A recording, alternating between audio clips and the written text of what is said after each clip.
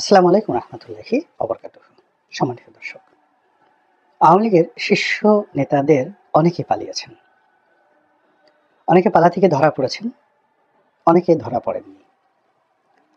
অনেকের পালানোর কাহিনী নিয়ে আমরা কিছু ঘটনা শুনেছি, আর অনেকে রীতিমতো এমনভাবে পালিয়েছেন কাকপক্ষী টের পায়নি, যাদের বিরুদ্ধে বিস্তর অভিযোগ এবং যাদেরকে পেলে জনগণ, সেটা আওয়ামী লীগ নেতা হন কিংবা পুলিশ কর্তা হন কিংবা সামরিক কর্মকর্তা হন, যাদের দুর্নাম এবং বদনাম এমন পর্যায়ে ছিল, মানুষ যদি তাদেরকে হাতে পেত, পাড়িয়ে তাদেরকে একদম পিষে মেরে ফেলত, তাদের হাড্ডি গুড্ডি রক্ত মাংস সব আলাদা করে ফেলত। এবং এই সকল দুর্বৃত্ত যারা হাজার হাজার কোটি টাকা লুটপাট করেছেন, দেশে বাইরে পাচার করেছেন, খুন করেছেন, জখম করেছেন, দম্ভ করেছেন, মানে মানুষকে অমানুষ বানানোর জন্য বিগত দিনে সর্বোচ্চ তারা শক্তি প্রয়োগ করেছেন, সেই মানুষগুলো ম্যাজিক্যালি একেবারে ভ্যানিশ, যাকে বলা চিচিং ফাঁক করলে যেমন দরজা খুলে যায়, সেই আলিবাবা 40 চোরের ঘটনার মতো এভাবে তারা বাংলাদেশ থেকে হাওয়া হয়ে গেছেন। আমরা তাদের টিকিটি পর্যন্ত স্পর্শ করতে পারিনি এবং এখনো পর্যন্ত আমরা জানি না। তো এই মানুষগুলো কিভাবে গেলেন? তাদেরকে নেওয়ার জন্য কি 7 ফ্লিট, আমেরিকার যে 7ম নৌবহর এসেছিল? ভারতের রাফেল বিমান কি এসেছিল? কোনো সাবমেরিন কি আমাদের বুড়িগঙ্গা নদীতে এসেছিল? তাহলে তারা গেলেন কিভাবে? কেন গেলেন? এবং কিসের মাধ্যমে গিয়েছেন? এগুলো ধীরে ধীরে প্রকাশিত হচ্ছে কিছু কিছু, এবং এই সকল কারণে আমাদের পুরো অর্থনীতি, রাজনীতি এখন তছনছ হয়ে যাচ্ছে। এর কারণ হলো পর্দার আড়ালে এমন কতগুলো ঘটনা ঘটেছে যেগুলো না বলা যাচ্ছে, না প্রকাশ করা যাচ্ছে, না লেখা যাচ্ছে, কিন্তু এগুলো যখন আমরা জানছি বা বোঝার চেষ্টা করছি, এক ধরনের দহন যন্ত্রণা আমাদেরকে শেষ করে দিচ্ছে, নিষ্পেষিত করে দিচ্ছে। এবং যারা রাজনীতির সাথে জড়িত, রাষ্ট্র পরিচালনার সঙ্গে জড়িত, সরকারে আছেন, সরকারের বাইরে আছেন, কে ফ্যাক্টর হিসেবে, তারা এই সকল ঘটনার নায়ক এবং খলনায়ক, তাদেরকে যখন চিনছেন, তখন তারা না পারছেন বলতে, না পারছেন সহ্য করতে। এর ফলে কি হচ্ছে? রাষ্ট্র কাঁপছে, পুরো রাষ্ট্র ব্যবস্থা কাঁপছে, এবং এই কম্পনের ফলে অদ্ভুত রাষ্ট্রের যে রিদম, সেই রিদমটা নষ্ট হয়ে যাচ্ছে এবং অদ্ভুত সব এখানে অনার সৃষ্টি তৈরি হচ্ছে। তো যেটা বলছিলাম, অতি সম্প্রতি যেটি একেবারে প্রমাণিত, যে একটা বিরাট সংখ্যক লোক, বিভিন্ন দুর্নীতিবাজ সাবেক এবং বর্তমান কর্তা, যারা এখনো ভোল পাল্টে আছেন, তাদের সঙ্গে আর্থিক লেনদেনের মাধ্যমে তারা বাংলাদেশ ছেড়েছেন।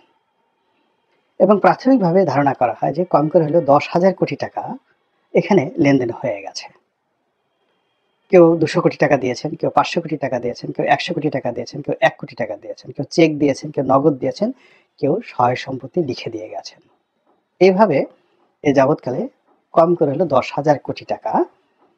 এই 10,000 কোটি টাকা সে সকল দুর্নীতিবাজরা হয়তো 10 বছরে ইনকাম করেছে, আর নব্য দুর্নীতিবাজরা মাত্র 10 দিনে এই 10,000 কোটি টাকা হাসিল করেছে।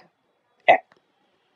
2 নম্বর হলো যে এই 10,000 কোটি টাকা কি এখন দেশে আছে? না, এর একটা বিরাট অংশ পাচার হয়ে গেছে ডলারে। ফলে কি হলো দেখুন, এই সরকার ক্ষমতায় আসার পর রেমিটেন্সে, যাকে বলা হয়, বিপ্লব হয়েছে, ঝড় বয়ে গেছে রেমিটেন্সে।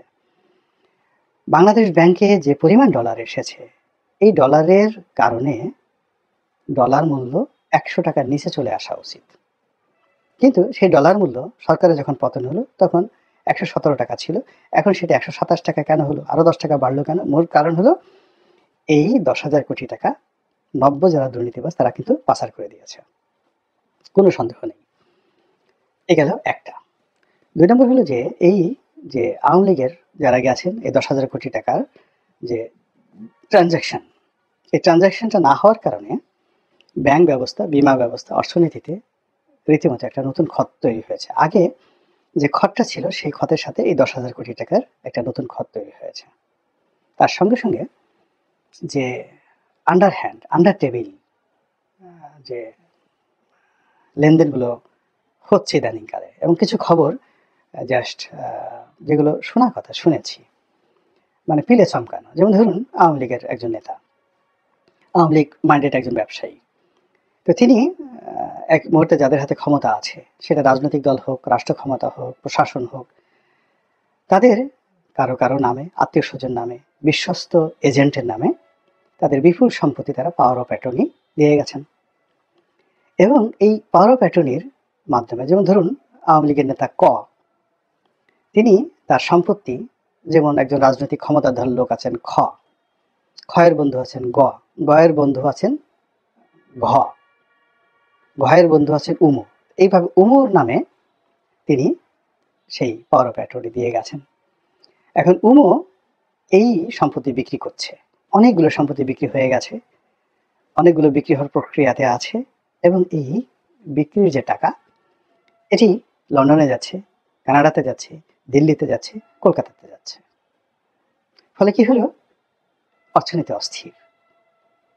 এবং এটির সংখ্যা, অর্থাৎ আগে যেটা বললাম ঘুষ যেটা সরাসরি লেনদেন হয়েছে, এটি যদি সম্পত্তির ক্ষেত্রে ধরেন, কম করে হলো 1 লক্ষ কোটি টাকার সম্পত্তি মিনিমাম, স্থাবর সম্পত্তি, শিল্প, কলকারখানা, এভাবে পাওয়ার অফ অ্যাটর্নির মাধ্যমে হয়তো আগামী 6 মাস, 1 বছর, 2 বছরের মধ্যে এগুলো লেনদেন হবে, অর্থাৎ এই 1 লক্ষ কোটি টাকা চলে যাবে। যদি অলৌকিকভাবে আওয়ামী লীগ 1 সপ্তাহের মধ্যে, 1 মাসের মধ্যে, 1 বছরের মধ্যে ফিরে না আসে, এই টাকাগুলো চলে যাবে দেশের বাইরে। আচ্ছা, এখন এগুলো বন্ধ করার জন্য সরকার কি ওয়াকিবহাল কিনা, চেষ্টা করছেন কিনা, আমি তো দেখিনি। এখন এই জিনিসগুলো করার জন্য পুরোটাই ব্যাংকিং চ্যানেল ব্যবহৃত হচ্ছে, পুরোটাই ব্যাংকিং চ্যানেল, এবং পুরোটাই সরকারি অর্গান। অর্থাৎ এই জমিগুলো যে পাওয়ার অফ অ্যাটর্নি দেওয়া হয়েছে, এতে তো তার সঙ্গে সাব রেজিস্ট্রার জড়িত, এগুলো যখন বিক্রি হবে তাও সাব রেজিস্ট্রার জড়িত।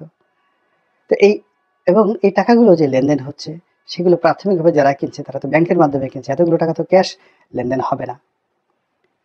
এই বিষয়গুলো, এই 1 লক্ষ কোটি টাকা সহায় সম্পত্তি যেগুলো ট্রান্সফার হবে, যা কিছু হবে, এই সব মিলিয়ে পুরো অর্থনীতিকে টালমাটাল করে দিয়েছে। আপনার যেগুলো জেনুইন সম্পত্তি, এগুলো ট্রান্সফার হচ্ছে না, যেগুলো জেনুইন প্রপার্টি, এগুলো বিক্রি হচ্ছে না। যারা অ্যাপার্টমেন্ট বানিয়েছেন তারা এগুলো কিনছেন না। এই কারণ হলো ওই আওয়ামী লীগের যে সকল অ্যাপার্টমেন্টগুলো, যেমন গুলশান একটা অ্যাপার্টমেন্ট যদি 10 কোটি টাকা দাম হয়, একজন ধান্দাবাজ লোক এটা কিনে নিল এখন 5 কোটি টাকা দিয়ে, অর্ধেক দামে। তো দালাল, মধ্যস্বত্ব ভোগী ভোগ ঠোক করে দেখা গেল 3 কোটি টাকা সে এই যিনি বিক্রেতা, অরিজিনাল মালিক, তার কাছে পৌঁছে দিল। তো এই ঘটনাগুলো ঘটছে বাংলাদেশে, অহরহ ঘটছে। এরপর ধরুন এই যে চাঁদাবাজিগুলো, আপনার প্রায় 1,500 কোটি টাকা শুধুমাত্র চাঁদাবাজি হয় আপনার সড়ক পরিবহন খাতে, অর্থাৎ বিভিন্ন ব্রিজ, কালভার্ট, সেতু, বাস, ট্রাক স্ট্যান্ড, এগুলোতে, পরিবহন সেক্টরে। এখন আওয়ামী লীগের যে 4 থেকে 5 জন গডফাদার, তার সঙ্গে অন্ততপক্ষে 1 থেকে 1,500 প্রান্তিক লেভেলের গডফাদারের এজেন্ট, তারা এই পুরো বাজারটি নিয়ন্ত্রণ করছে। এই পুরো জিনিসটি রেডিক্যালি 1 ঘন্টার মধ্যে ট্রান্সফার হয়ে গেছে। এবং অবাক করার ব্যাপার হলো যে এই টাকার একটা অংশ দেশের বাইরে যাচ্ছে, এবং যে সকল গডফাদার আওয়ামী লীগের দেশের বাইরে আছে, দে আর গেটিং মানি। যে সকল গডফাদার জেলখানাতে আছে, they are getting money in jail. এবং দেখুন, মুহূর্তের মধ্যে এরা যখন গ্রেপ্তার হলো বা এরা যখন দেশের বাইরে গেল, প্রথমে 1 সপ্তাহ আপনি দেখলেন যে তারা খুব ভীষণ রকম বিমর্ষ ছিলেন, কিন্তু এ সকল চাঁদার ভাগ তারা পাচ্ছেন। পাওয়ারফুল দেখেন এখন তাদের মুখে চাঁদের হাসি, তাদের যে অভিব্যক্তি মনে হয় যে তারা জেলখানার বাইরে যখন ছিলেন, ইভেন শেখ হাসিনার জামানাতে তারা যেখানে ছিলেন, তখন তাদের মধ্যে যে আতঙ্ক ছিল, ভয় ছিল, এটা উবে গেছে। তারা এখন অনেকটা নিরাপদ, বেটার দ্যান বিফোর। বিদেশেও বেটার, জেলখানাতেও বেটার, এমনকি পলাতক অবস্থায় যারা আছেন দেশে, তারাও ভালো অবস্থানে আছেন, কারোর মধ্যে হতাশা নেই। এর কারণে দে আর গেটিং মানি, তারা মানি পাচ্ছে, টাকা পাচ্ছে। এবং আপনার যদি টাকা থাকে, আপনি সেই সাজেকের কোনো পাহাড়ের উপরে, সেখানে যদি আপনি সেই ওয়েস্টিনের পাপিয়া কাণ্ড ঘটানোর জন্য সেখানে যদি একটা ক্যাসিনো ক্লাব করতে চান, এটাও আপনার জন্য সম্ভব।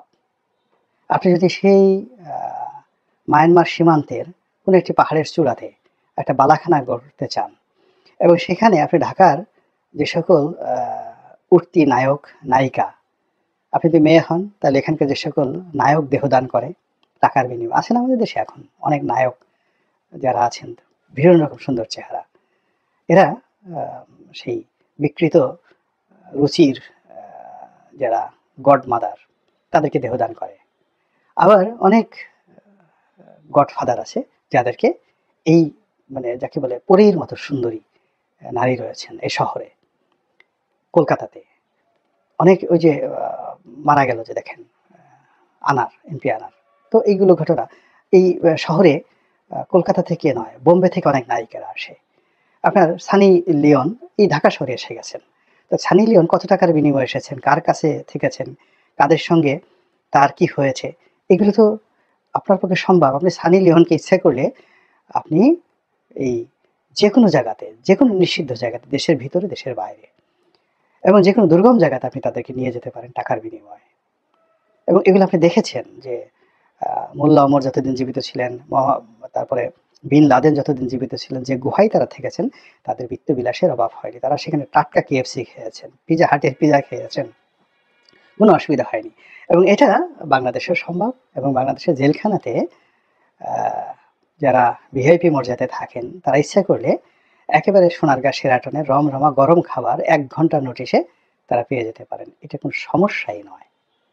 তো এই ঘটনা হচ্ছে, ফলে কি হলো, আওয়ামী লীগ গেছে ঠিকই, ইটস আই ওয়াশ, কিন্তু আওয়ামী লীগের যে নড়াচড়া, আওয়ামী লীগের যে শক্তিমত্তা, আওয়ামী লীগের যে মূল ক্যারিকেচার, অর্থ, মাসেল পাওয়ার এবং অস্ত্র, যে সকল অবৈধ অস্ত্র, ধরুন বৈধ অস্ত্র, লাইসেন্স করা অস্ত্র জমা দেওয়ার জন্য বলা হয়েছে। তো বৈধ অস্ত্র যদি জমা হয়ে থাকে 8,000, তো 80,000 অবৈধ অস্ত্র আছে কথার কথা। এবং এই সময়টাতে আইন শৃঙ্খলা রক্ষাকারী বাহিনী ইনক্লুডিং এসএসএফ, প্রধানমন্ত্রী এসএসএফ, তাদের যে অস্ত্রগুলো লুট হয়েছে, কয়টা উদ্ধার করেছেন বলেন? তো সেগুলো কোথায় আছে? সেগুলো তো যারা রেখেছে তারা একটা উদ্দেশ্যে ব্যবহার করার জন্য তো তারা রেখেছে, এবং তারা এখনো পর্যন্ত সেগুলো ফেলে যায়নি, বিকজ তাদের কোনো ভয় নেই, আতঙ্ক নেই, তারা নিশ্চিত যে তারা এই জিনিসগুলো ব্যবহার করতে পারবে এবং এই জিনিসগুলো রাখতে পারবে। তো এই জিনিসগুলো হচ্ছে বাংলাদেশে, এবং হওয়ার ফলে কি হলো, কোনো কিছুতে জোড়া লাগানো যাচ্ছে না। তো অর্থ মন্ত্রণালয় যদি ডান দিকে যায়, বাণিজ্য মন্ত্রণালয় বাম দিকে যাচ্ছে, বাণিজ্য মন্ত্রণালয় যদি বাম দিকে যায়, খাদ্য মন্ত্রণালয় আকাশে উঠে যাচ্ছে, খাদ্য মন্ত্রণালয় যদি আকাশের চাঁদের মতো, তারকার মতো বা সূর্যের মতো আলো বিতরণ করে, কৃষি মন্ত্রণালয় মুহূর্তের ভিতরে সেখানে ডুবে যাচ্ছে পৃথিবীতে একেবারে, যাকে বলা হয় সেই বারমুদা ট্রায়াঙ্গেলে যেভাবে পড়ে ওইভাবে। ফলে কেমন যেন আমরা গহীন অরণ্যের মধ্যে শুধু ঢুকে যাচ্ছি। আল্লাহ আমাদেরকে এই অবস্থা থেকে হেদায়েত করুন এবং হেফাজত করুন। আসসালামু আলাইকুম ওয়া রাহমাতুল্লাহি ওয়া বারাকাতুহু।